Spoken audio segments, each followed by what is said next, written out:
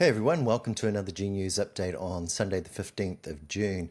Well, many of you couldn't bear to watch Ruth Richardson on Q&A this morning because really that person had done so much damage and was unrepentant and boasting and wearing all of that harm as badge of honour still today, that it was just too much to kind of go through watching the punch down on the poor that was so poorly targeted by Ruth Richardson when facing something of a crisis in the early 1990s.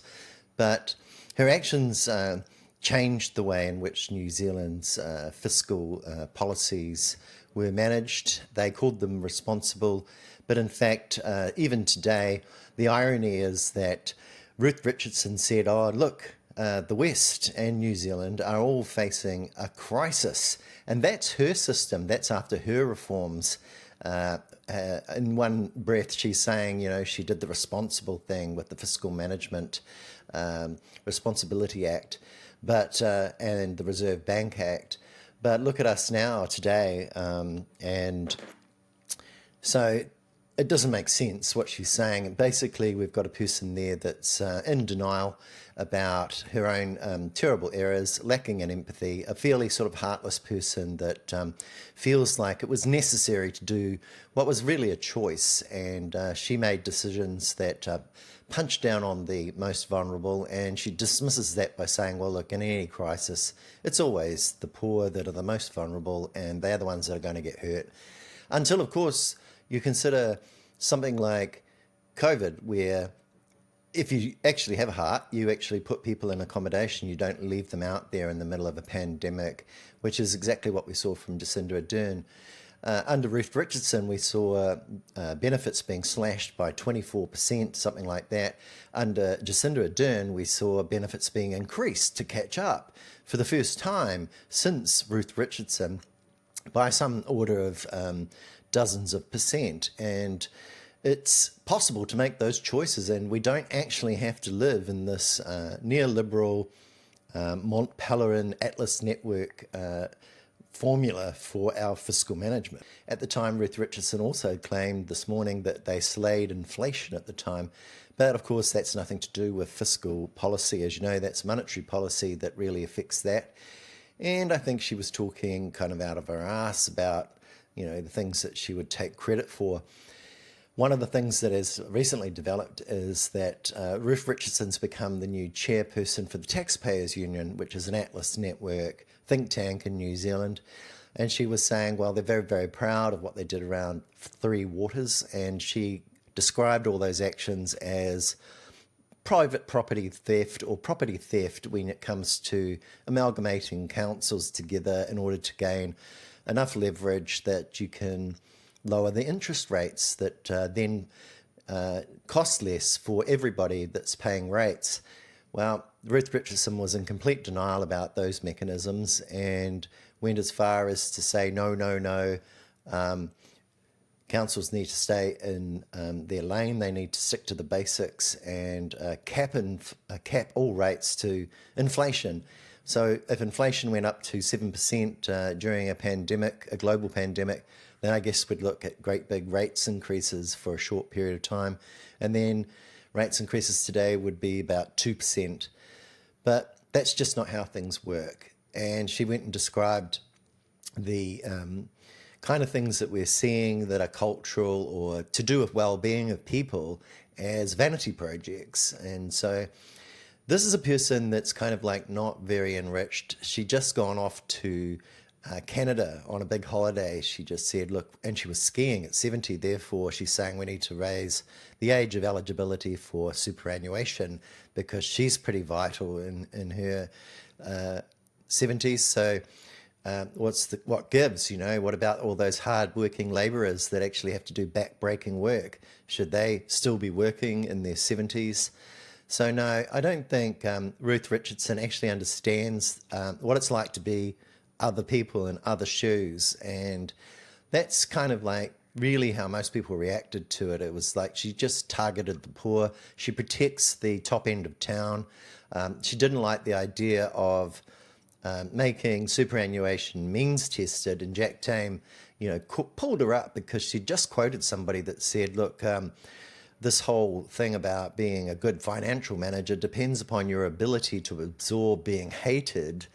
And next minute she's saying, oh no, it wouldn't be politically palatable to go as far as means testing superannuation because, there's still a lot of a lack of consensus on universality, a lot of support for universal payments. So the inconsistencies were all through this diatribe. And I think when you step back from it all, it's like, well, why is Jack Tame giving this person a platform? Why do they get a great big focus when you've got these children and teenagers dying on our streets in our biggest cities and they don't get headlines, they don't get promoted, we don't hear much about what's actually happening from those people. I mean, when is Q&A going to go into the front door with a camera, sit down with the kids and talk to them? It's not going to, is it? So we're not going to hear the kinds of speeches and testimonies that we heard yesterday in Queen Street and down in the Viaduct from Q&A. But one good thing there was that Jack Tame did show a graph that showed that at the time that Ruth Richardson came in, a steep rise in severe poverty was the consequence of her policies. But even that, just was like water off a duck's back. She wasn't actually going to take any blame or responsibility or accountability for her own actions, which made her claims that the taxpayers union were all about accountability kind of laughable. I mean, surely you've got to be able to kind of like look at that and go, wow, yeah, I really did a lot of harm to a lot of people then, and not defend it and say, well, look, it was necessary when the people that had a whole heap of money and could have afforded a capital gains tax back then or a wealth tax remained untouched, through those reforms and still do today. So this is really just about protecting and defending the most wealthy people and coming down like a hammer on those that are poor and using a crisis, just to reenact these ideas from Hayek that Richardson's still almost like a disciple, like an apostle, a devotee, someone's kind of with a religious fervor for a sort of a dogma here. Anyway, that's probably all I have to say about that. Another thing happening today is the escalation between Iran and Israel continues with bombs falling in both countries and reports of people being killed and many more people being injured in both countries as the escalation continues. China has just come out and given Israel a broadside ahead of Luxon's visit to China. So China's taking more of a position in defense of Iran. Trump is staying pretty much to the script that he just talks about US interests and doesn't mention Israel, but he warns Iran not to attack any US interests, but he doesn't say anything about what Israel is doing. He doesn't pull them in or do anything there. Meanwhile, back home in the United States, we're seeing an escalation of protests and violent conflicts with authorities as tear gas is thrown everywhere and people are injured in clashes with police. And there's basically kind of like the verge of riots and civil unrest, and it's looking like civil war, some of those pictures and images from the United States at the moment. But that's kind of the consequences of people gradually over time not paying attention, having a very weak media, a Fox News type media, lots of quick sound bites, not very much in-depth connection or awareness by the public anymore about what's really happening in politics and major issues. And the kind of David Seymour, Winston Peters, and Christopher Luxon shenanigans, when it comes to cutting things that matter for people who are struggling in life anyway and just need a helping hand. It's all that right-wing conservatism and radical outright capturing of the right that leads to this kind of like tyrant really basically in power that's messing with the whole world, creating an investment uncertainty everywhere with his ever-changing tariffs. And the guy's just absolutely nuts. I saw a little a meme on Facebook recently about him with an interpreter talking to the Italians, and Trump says in front of the translator that the history of good relations between Italy and the United States has gone all the way back to ancient Rome. And the look on the face of the translator, was just a laugh because, obviously Trump's a moron. But anyway, this is who they voted in. This is who half of America at least, thought was the way to go, that he was going to actually improve their lives and make things better. But now look at it all, eh? So this is about being more aware going into elections, what we're really doing. Are we going to continue to listen to the Taxpayers Union in New Zealand? Are we going to continue to listen to Christopher Luxon telling us that there's no homelessness? You go along, if you're homeless or if you've experienced violence, domestic violence, if you're a woman and you go to WINZ, you'll just get an emergency house just like that. There's no refusals. It doesn't happen. All this talk about, WINZ staff saying that you're responsible for your own homelessness, so sorry, bye-bye, back on the streets. That's not actually happening. Another thing that happened recently was that Chloe Swarbrick asked Christopher Luxon in Parliament if he would be prepared to meet some of the people that are experiencing homeless, some of the youth in Auckland and Wellington and Christchurch, if he could spare the time to do that. And he said yes, he would. But as we all know, Christopher Luxon is constantly refusing to actually appear on Q&A, let alone meeting the homeless people. And there's no votes in it for him. I don't think he would pitch up at all in our lifetimes and meet these people and get the real story. So once again, we're basically looking at a government that really doesn't care about any of these kids on the streets. We're looking at a TV network that platforms the people who have wrecked this country with neoliberalism and stitched it up into a straitjacket. We hear about, dangerous levels of debt when New Zealand is at the low end of our debt to GDP, core crown debt to GDP figures in the OECD countries. And where our debt servicing is still pretty low, compared to just about every other Western country that we might compare ourselves with. So we're being brainwashed and told a whole lot of stories by, voices in the media, by Nicola Willis, who's kind of like Ruth Richardson too. And on we go, being convinced by only one side of the argument that gets all of the platforming in our television and radio and media.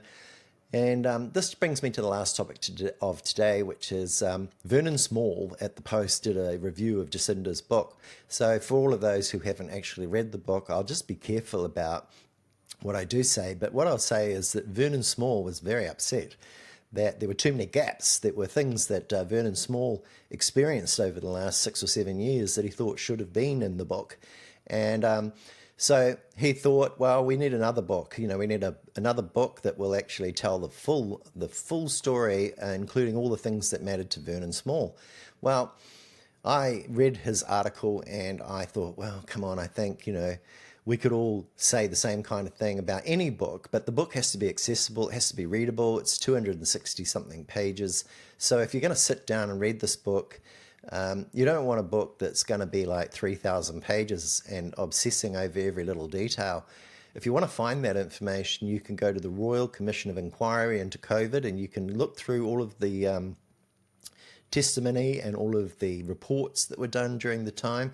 You can look at every single issue that you want to, and you can actually glean all that information. So it doesn't all have to be in Jacinda's book.